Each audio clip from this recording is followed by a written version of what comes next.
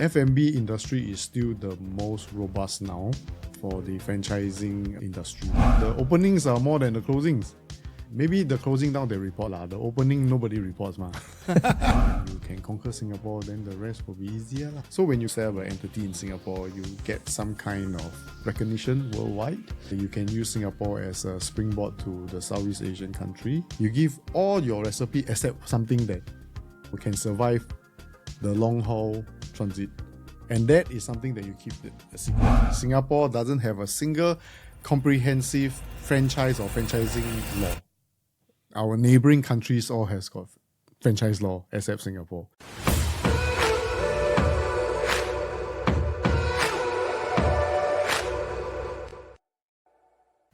Hi everybody, welcome back to the Epic Podcast, and this is Epic Events, of course, where we are bringing together all the events and featuring them here on this podcast so that you can make the choice of which ones that you want to attend this year. Of course, we want to introduce the best ones to you, so thank you so much for being part of this podcast. Now, once again, we're looking at how we can develop a better business, how we can also find new business models out there as well. So there is a show out there and I'll get right to it. But first, I want to tell you a little bit more about franchising. Now, franchising is quietly one of Asia's fastest growing routes into business ownership. And the 2026-27 playbook is shifting very, very quickly. Now, to unpack this, I've invited Gan Shee Wen. He's the president of the Franchise and Licensing Association of Singapore. And he's also a franchise operator who spent over a decade scaling his retail business in Asia. Since 1993, FLA has developed this region's franchising and licensing industry through its fundamentals of franchise management workshops, cross-border business matching, and the annual FLAsia trade show. See, I weaved it in. Okay, so thank you so much for being on the podcast, Shee Wen. Thank you. Thank you for having me. Very happy to be here. All right, give us a quick 30-second introduction of yourself, what you do, and of course, what FLAsia has to offer. I'm the president of FLA, and FLA means franchising and licensing in Singapore. So we are an association with about 150 members. That being said, 150 is not a big number, but then collectively, the stores that our members run could run up to 50,000, 60,000 across Asia. And then my day job, I'm from Commune. I'm a furniture retailer, and I franchise my brand and my business into Asia since 2012. So yeah, that's me. And why am I here? I'm here because of FLA Asia that's happening 13 to 15 August this year. And I think it's very exciting. Yeah, with all the local brands going out to Southeast Asia and foreign brands coming into Singapore. As part of the entire podcast, I remember this year we were just talking about how do you build a better business and understanding various business models out there. And franchising, after doing last year's event with FLAsia, it really opened my eyes to so many different models that I used to think that franchising was just, okay, I'll just dump money in there and it's expected to kind of, run a business and make some money. But the truth is there's so much more to it, and then opened up the world of licensing, of IPs, characters, so on and so forth. Just to get a character onto a plate, there is a process and there's a model and there's a strategy that goes on behind it. So I love the fact that there's so much more to unpack and uncover through this process.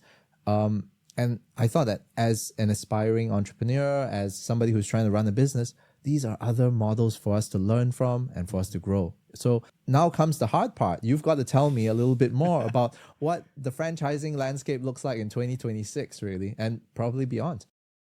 For franchising and licensing in Singapore, it is always in the shadows. This mode of business is still not very common in certain industry. And for now, I think the most popular one is still the F&B industry, that franchising is very popular. So how we see it evolve since last time is that it is still robust since previously. For you to relate, the first Taiwanese Power Cha that came in, that is a franchise, right? But a lot of us don't relate it to a franchise business. We just thought of it as, this bubble tea store just spring up in Singapore, 20, 30, 40, 50 store, but how they run, the business behind it, the model behind it, actually nobody questions that. It's just a business. And probably it was many operators. using the same brand, using the same recipe, using the same ingredient, and they just start selling, right? But nobody questions whether it's all under one boss, many bosses, franchise business or not. So in that context, in Singapore, actually, franchise and licensing is very robust.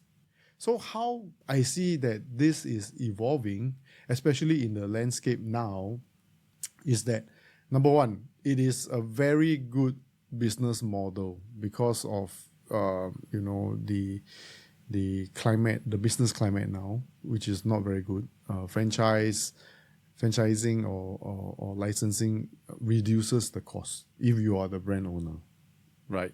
And if you are not the brand owner, you're buying a brand, you don't have to go through so much challenges and obstacles because they could have already been through that.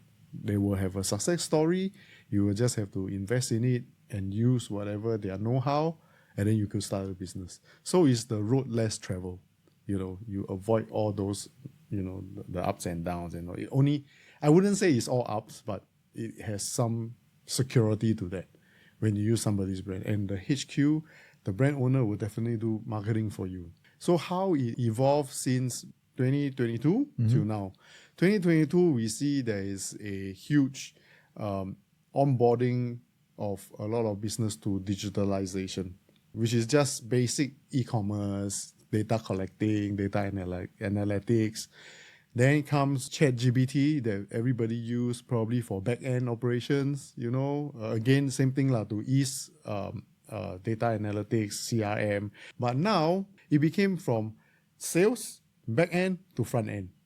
And moving on, I think, the robotics are coming in, the AI robotics are coming in. So on the manufacturing side, probably it will evolve into really, fully automated.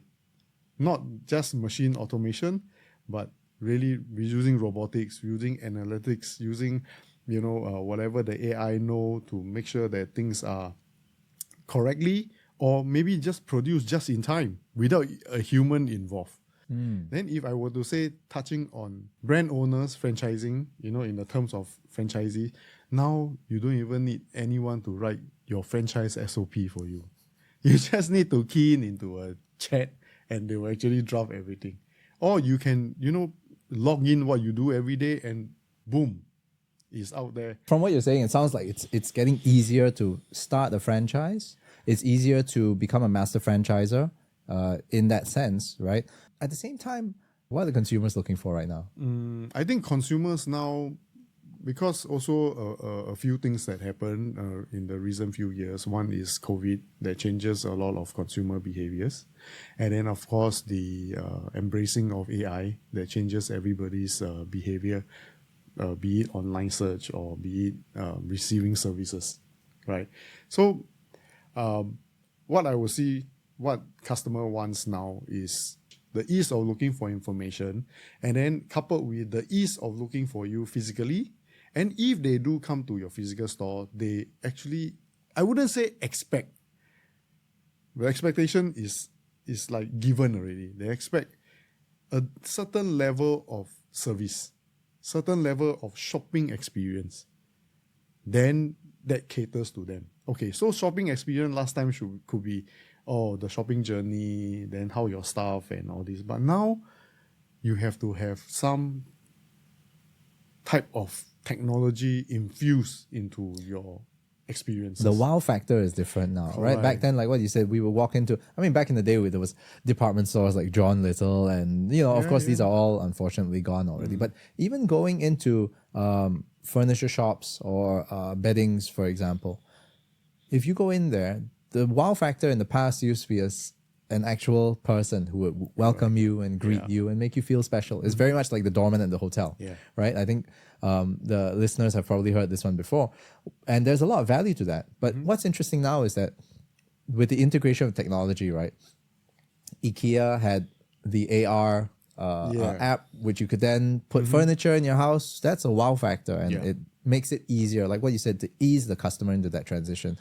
I'm just wondering, like on the franchise side of things, right? As a franchisor, are you seeing more of this integration coming in to make it easier to set the franchisee up for success? And another thought moving forward is, does that mean that franchisors, or at least now a franchise, no longer comes in a classroom, but it's going to come in a box? All right. I would say that for franchisor, brand owner, right? If you embrace technology and make things so efficient, and then of course you will definitely implement this to your flagship store, to make the success more prominent or make the experience better. So when you have all this in your flagship and when you start to sell a franchise, definitely your franchisee wants everything. So the franchisor from the start must have a mind map of the next 5 to 10 years. If I were to tap on this technology, will this technology propel me or sustain me for the next 5 to 10 years?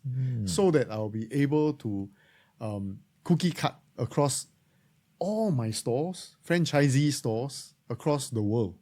So they must have this mind map already written. They shouldn't, this is a trap, you shouldn't take on technology for the sake of taking it on. Or because Singapore government got support lah. But you shouldn't do that. No, you should have a mind map of sustainability and longevity, and whether it is feasible to be in all your stores internationally. So that is the consideration that you must have. That also entails a lot of things. Whether this technology, like the Great Firewall of China, whether you can use it there, right, or whether this technology has got multiple languages that you can cut across all countries, things like that, or whether the currency change is easy to change. Yeah, so all this plays a part in a franchisor's mind when you do it. Yeah, so that is very, very important. All right, we're going to take a quick break. And in the meantime, if you like the content, please remember to comment, like, and subscribe. Okay. And don't forget to visit FLAsia 2026. Link is below. Go visit, go have a look. Back to the podcast. So I just wanted to get your take on the Asian landscape. What's up, what's down, what's in, what's out? What's up is definitely the F&B industry. I think Singapore, you can see it very rampantly, a lot of foreign brands coming in, right? Be it a franchise model or JV model, they are coming in. So because Singapore is based, is known as a knowledge base. So when you come to Singapore, you set up an entity in Singapore, you get some kind of recognition worldwide.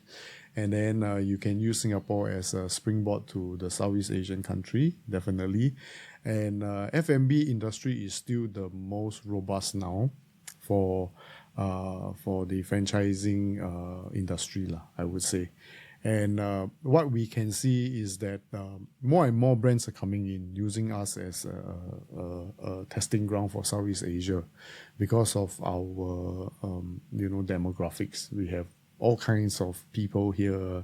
We have all cultures, all nationalities, and people will feel that when you can conquer Singapore, then the rest will be easier lah. Yeah, but I feel that it's also because of safety, security, financially and politically, that Singapore is pretty sound. So everyone, and of course the ease of doing business in Singapore, I think would be the easiest in the whole Southeast Asia. Right. Yeah. And what about the downtrends though? I mean, what are we seeing? Like, okay, I'm not trying to put any businesses down.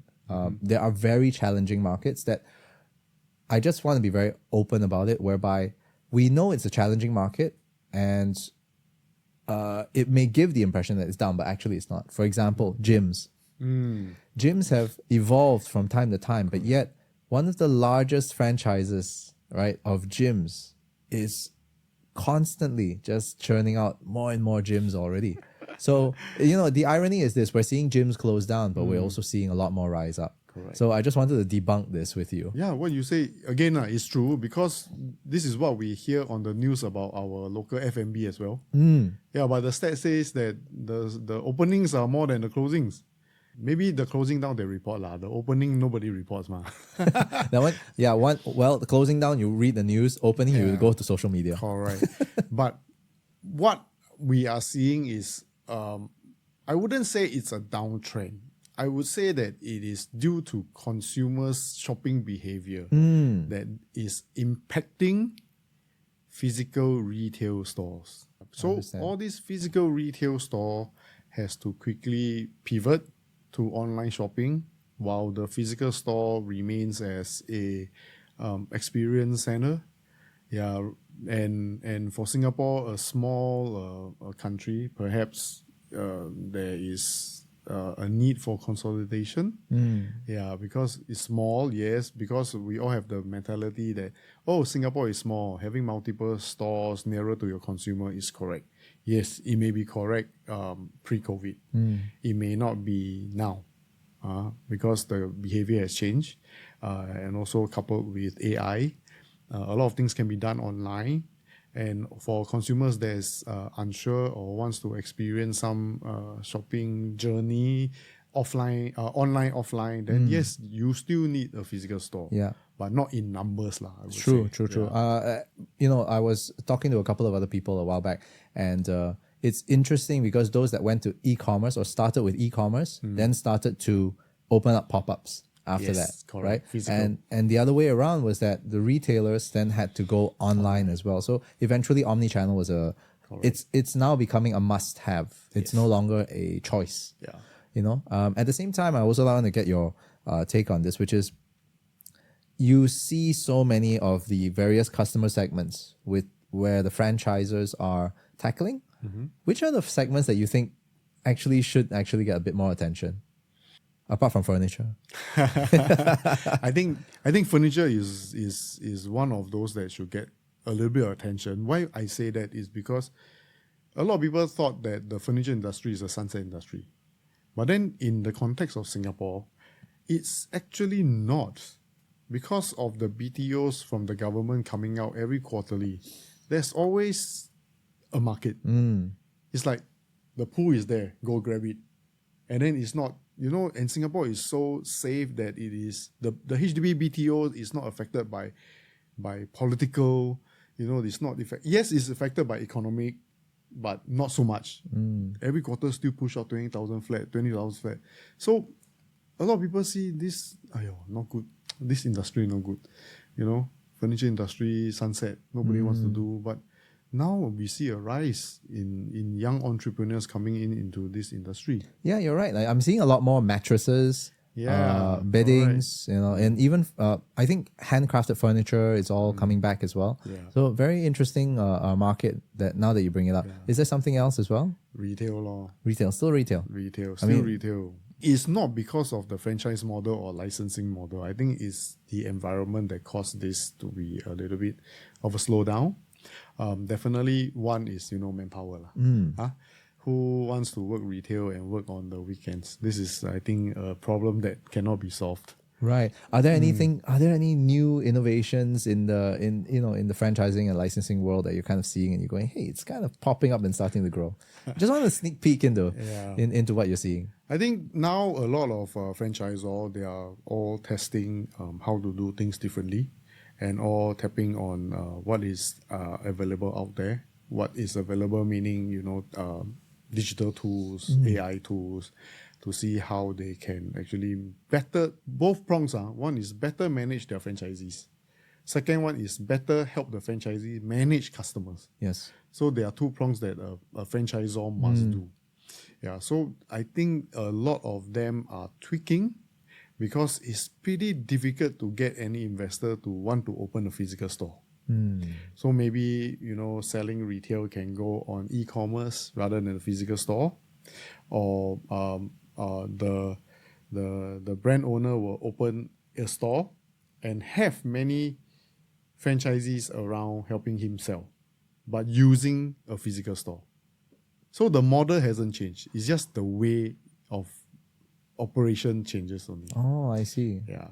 Yeah, I feel that the technology aspect of things is also very unique in this sense because when we talk about monitoring sales, marketing, brands, so on and so forth, technology is great for that. You can have everything is just live. You can just pull it at a snap of your fingers, at a click of a mouse, you got everything. But one thing we cannot monitor live is quality assurance, customer experience. So that part, I think, will never change, and the more we rely on technology, that part is going to fail to an extent. But then I think this one also comes with customers' expectation of what service is like. You know, some customer doesn't like to talk to an AI. Some customer likes to talk to a customer, a human, for after sales service. So you need to understand your market and what your target audience wants. In my personal opinion, if it's low price product, no issues talking to a robot. You know, after sales service, hey, I don't want to return this, I want to do this. Faceless, you know, just like how you do on your online platform now. Faceless, just chat. The chat, I think 90% would be It's probably a chatbot, yeah. So for the more expensive one, you know, your target audience buying this kind of high tier product would not want to talk to a bot. They want to talk to a person, probably on the phone or maybe in person. You know, so you got to understand who you're targeting. This sounds quite new to me because, again, in terms of developing your playbook, and I'm sure the association does a lot of workshops to keep coaching and guiding franchisees and licensees, right, about what they should look out for, and the other way, which is, of course, the brand owners themselves and the principals, to be able to guide them along. So just from your take, right, from the association standpoint, is this, I'm sure that there are more facets that has changed and evolved in the training pedagogy, if you wanted to, right? To steal a line from the Ministry of Education, your learning pedagogy. How is that being adapted and also evolving from the association? For now, FLA is providing courses from the fundamentals of franchising to how you go overseas to franchise law. I think in total we have 8 courses. Yeah, but honestly, we haven't touched on technology and AI yet. Yeah, so these are new courses that we are trying to develop now and to offer to the public as well as our members to teach them or give them a background of how you use, you know, AI technology into your business, be it franchising or be it licensing. Yeah, so now what we provide is to equip our members' manpower pool to be more ready to take on franchising and licensing. So I think now it's very much fundamentals. We haven't even touched on the AI coming in yet. That's interesting. And also, just picking your brain on this, the future of franchising and licensing, how quickly is it going to be to adopt something as a franchisee or licensee now? I think for me, or for my members, I think if the adoption is done from the top down, from the brand owner down, the adoption is very fast. What's the time frame we're looking at? I mean, traditionally, let's say pre-COVID and now, what's the time frame in terms of that difference? How quickly are we moving? For now, probably it depends on, again, it depends on the brand and industry. Some brand owner, like us, we would like to use it, test it, run it until it's efficient, maybe 6 months, 12 months. Then we start cascading down to all the stores. Yeah, so I would say the time frame is about 12 to 24 months. Wow. Yeah, and I have to touch on that the take-up rate of adopting technology now is pretty much faster than pre-COVID. Pre-COVID, a lot of, you know, traditional businesses, no need one. I'm doing well. Why do I need this, right? But when COVID hit, they see things differently because everything changes. So now it's easier to convince traditional business to go on this mode. Yeah, but that also means monitoring is even more difficult because everybody has their own ideas. So, but then the thing is, for franchising per se, it's easy because the decision comes from the brand. Yes, true. Yeah.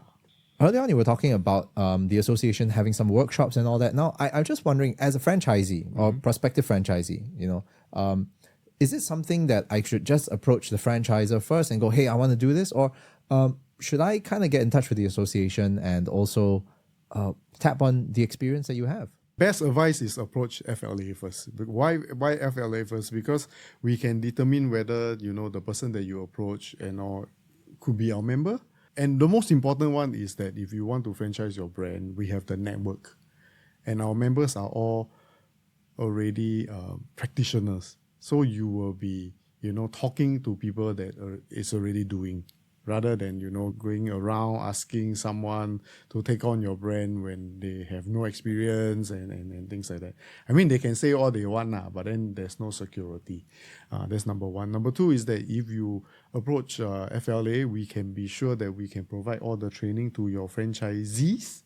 Yeah, you can get them to be on board our courses, and then we can train their manpower to make sure that they're ready for your business. Oh, wow. Okay. So do you have any examples of how you actually did that? For example, I think the first step is when you approach us, we will matchmake first. We have a portal to do business matchmaking to make sure that you find the correct franchisee. Once you sign with the franchisee, you can request your franchisee to send the manpower, their manpower on our course, so that when they go back, they are more equipped with the skills and knowledge how to operate a franchise. Yeah, then that would be a very clear cut kind of I wouldn't say help, but then we exist and use FLA as a catalyst to expedite the process of recruitment of your franchisees. Yeah. Okay. I think one of the things that franchisors are always worried about, right, is keeping their secrets. I would say this is a two-pronged statement. One is that franchise. Let me touch on franchises. Yeah. Franchise, number one is definitely every business has their secret, their know-how, right? That's why franchisees pay a franchise fee to the franchisor, right, to buy this secret or to have rights to this know-how. So that is very clear-cut. But if I touch on licensing is a little bit different. If you license someone to use your brand and to produce something, you not only need to give them the authority or the rights to use your brand, you would also need to teach them how to produce it. A little bit more risky than franchising. Some food manufacturer came and asked, "Hey, Shee Wen, is there any advice that I can give them?" So I asked them, "So which is your market you're targeting?" US. I said, "So why don't you just ship your whatever you're producing to US?" He said, "Cannot. My food is fresh and they cannot even survive the shelf life. It takes probably a month and a half to get to US, then my shelf life being cut into half. Even the best cold chain to get there also, who will buy, if my food is fresh and the shelf life is like 6 months, I need to produce, ship it 1.5 months there, get into the store, you're left with 4 months only. Who the hell will want to buy from me, right?" So I said, why don't you consider to license your recipe to a food manufacturer there and license your brands there? And then again, the question come back is, what happens if I disclose my recipe? I say, even if your recipe is being disclosed, they cannot sell back to Singapore because they will, face the same problem as you have, right? I mean, that is the most superficial answer that, easy to relate. But then end of the day, how to protect the IP is that you go to America and register your recipe as your IP first. At least you have some protection over it. Register your trademark in America, register your IP in America. Let the person or your partner, use your brand, use your recipe, produce the product, sell in America, and you get some license fee from him. Sign a contract to say that every year or every quarter I want to audit your finances, how much you sell, and I take a cut from it. 10, 20%, up to you. I mean, this is based on negotiation. It's a business rather than not to have a business. If you find that, geographically is too far. And each of you, if you don't do this, you'll never get there. Then why not give it a try? True. Right or not? Good because again, manufacturer always have this concern. One, when I go overseas, means I need to set up a factory and I need to hire hundreds of workers and start organically. But no, actually you can tap on licensing. Number two, besides setting up their own factory, they are unwilling to give up the recipe or the know-how.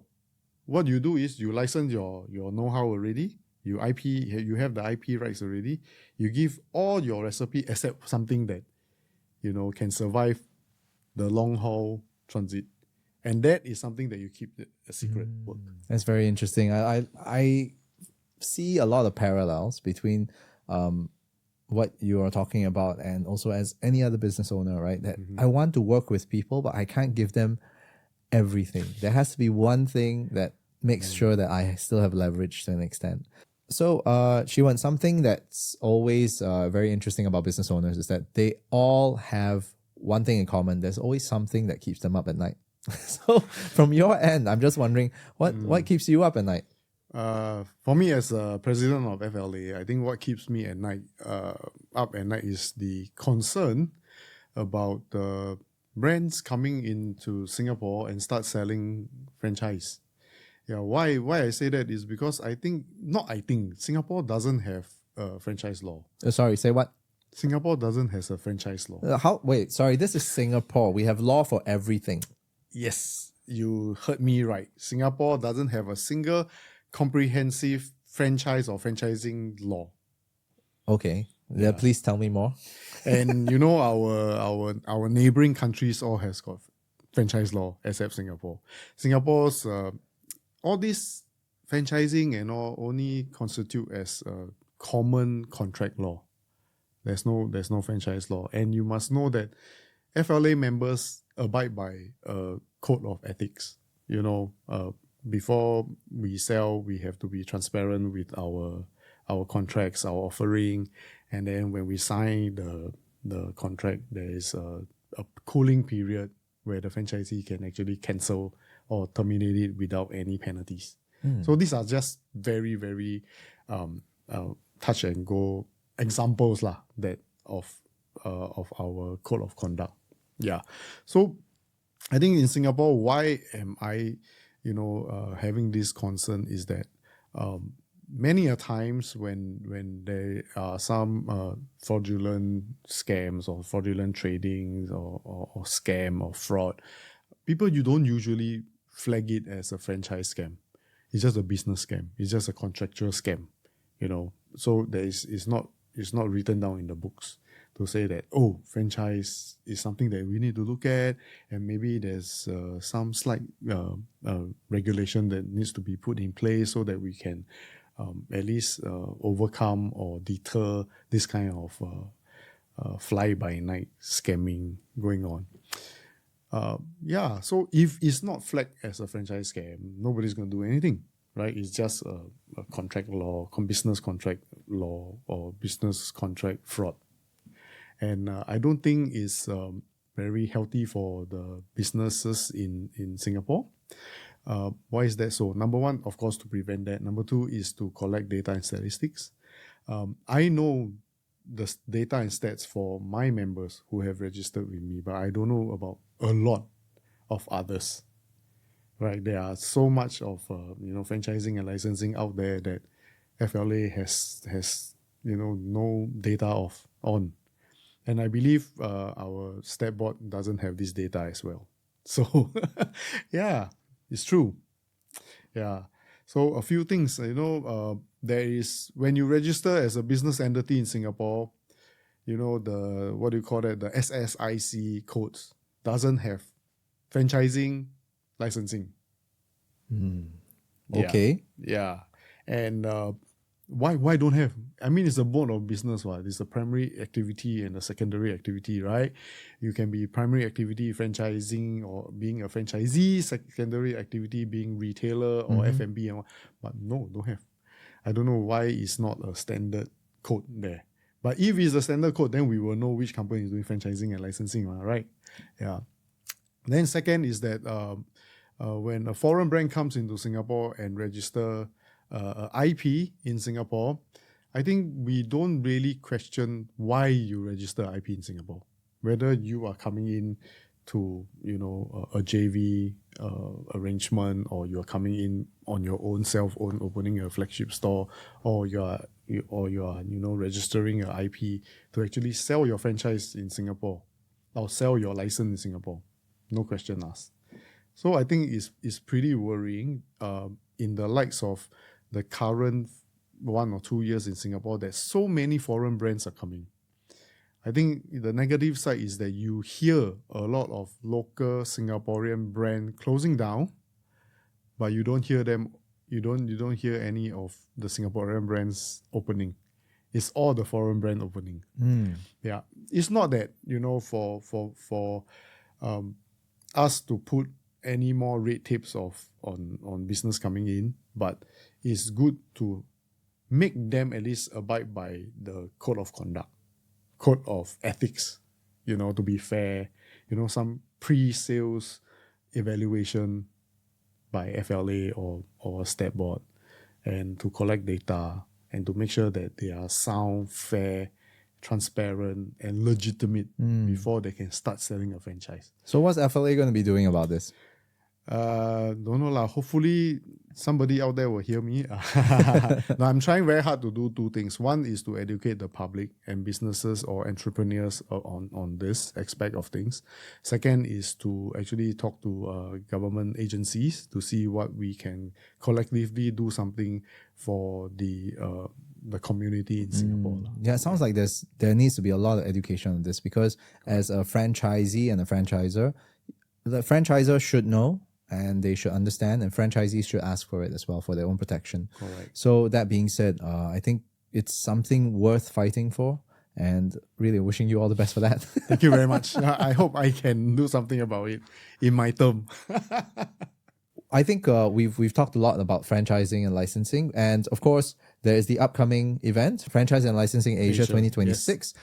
And one thing I think that people who haven't been there before, one thing you can expect is definitely a lot of the brands are going to be there for you to see it from, ranging from F&B to services and much more. For 2026, what's the new stuff that we'll probably be seeing? There's got to be just more than just brands, right? It's going to be a very exciting one. Why? Because we have more country pavilions from Thailand, Korea. We have Japan, and a new addition is from China. All the brands coming in from China. Of course, it's not just brand per se. You don't go to you don't just go and take the brand. You need to understand the brand and what works behind the brand. That is most important. Right? Not say, oh, this brand sound very sexy, then you just take. No, you must see how it works behind. And some of the exhibitor really has got that technology or that machine that is working behind at the show for you to actually look at it. Yeah. Like pizza making machine, they cook it in an instant, within 5 minutes, a slice of pizza is done. Or, even vending machine, they show you how the vending machine works and things like that. The actual physical product is there for you to see. So that's one. And of course the brands. The third one is that we also screen through all the exhibitor to make sure that they are legitimate and they are ready to franchise before they come into Singapore, into our fair. And of course service providers, there will be consultants to for you to talk to, for you to, if you need guidance and all, there will be service providers. And again, we are continuing with our license village. So you will see a foreign license as well as local licensee. Licensor, not licensee, licensor. Like, this one I can mention, like the Ang Ku Kueh girls and all. They will give you example of how to commercialize their IP from art or design into merchandise. This is called commercializing IP. So I think a lot of businessmen, a lot of traditional businessmen, manufacturer should come, take a look to see how commercializing IP can help you in your business. The best example for nowadays is PopMart is actually playing with licenses. Oh, are they? Yeah. PopMart, they are actually classified as a toys and gift business, right? But actually their core is licensing. They buy license from artists, they make it into merchandise, and they sell. And when they sell, they give a license fee to the artist. So you can see in their store, there are many, many, many IPs, right? There are many, many, many figurines and all. Some may be their own designer, but most are not. One of the best experiences that I've had at the event was not just looking at the innovative brands and also a lot of trying out the food. That's awesome, right? No, not just that. But there's so many new innovations, like what you mentioned, vending machines. There are so many types now. I mean, there were even helmet cleaning machines that were on there. So these are things that you would never see, right? Unless you go there. And that gives you an insight into what's to come. So if you're a business owner, you're a somebody who is aspiring to be a business owner, or I think that if you even want to consider getting into a business, right, and just seeing what's out there in the market, because it affects your ecosystem, it's good to have a look, because then you kind of see what's the next step or what's the next stage of retail that you're going to see. Correct. Yes. I think for the young entrepreneurs out there, if you are thinking of starting your own business, don't think so much. Come to the exhibition. Take a look first before you decide what to do. All right. So that being said, I'm really, really enjoying this conversation so much, but we'll probably have to take this up for a second round one of these days, when you've got some time. Okay. But in the meantime, closing this out, that camera is yours. Feel free to just let everybody know how they can get in touch with you and, of course, get involved with FLA. For FLA, if you want to get in touch with us, I think we are easily being searched online, Facebook, LinkedIn, Franchising and Licensing Singapore. Go on our website, take a look at the exhibition, which is called FLAsia 2026, happening 13 to 15 August. And if you are aspiring to be a franchisee or licensee, come join our courses. Then you will learn more on how you can manage franchising. Ladies and gentlemen, thank you so much for being part of this podcast. And of course, Shee Wen, thanks so much. And we will see you in the next episode of the podcast. Thank you so much for tuning in. Remember to like, comment, and subscribe. And of course, register for FLAsia 2026. Link is below. I hope to see you at the event. Bye, everyone.